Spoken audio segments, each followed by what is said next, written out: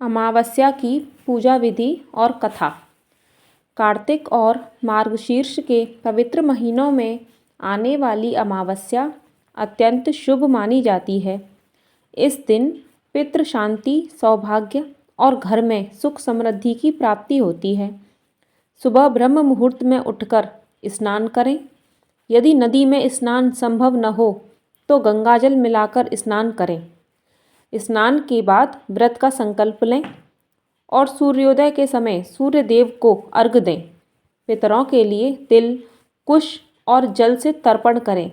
इसके बाद भगवान विष्णु, भगवान शिव या शिव पार्वती की पूजा करें। पूजा में पीला चंदन, पीले फूल, दीपक, धूप, नैवेद्य और आरती अवश्य करें। पूरे दिन सात्विक भोजन का पालन करें और मांसाहार, मदिरा तथा तामसिक भोजन से दूर रहें। जरूरतमंदों को भोजन, वस्त्र या धन का दान करना इस दिन अत्यंत शुभ माना जाता है।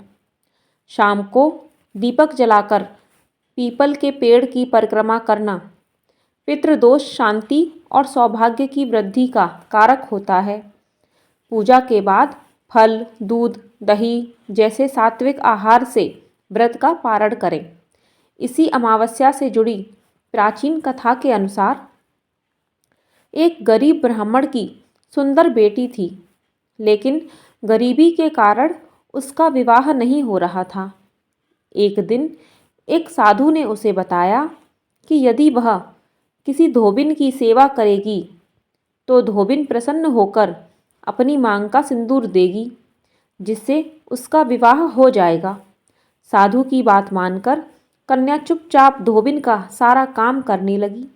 जब धोबिन को इसका पता चला तो उसने प्रसन्न होकर अपनी मांग का सिंदूर उसे दे दिया, लेकिन जैसे ही सिंदूर दिया धोबिन के पति की मृत्यु हो गई। यह देखकर कन्या दुखी होकर पीपल के पेड़ के पास पहुंची और 108 ईंट के टुकड़ों से 108 बार परिक्रमा की।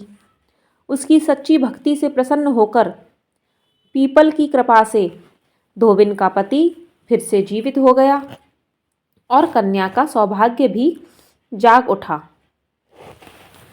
दूसरी कथा।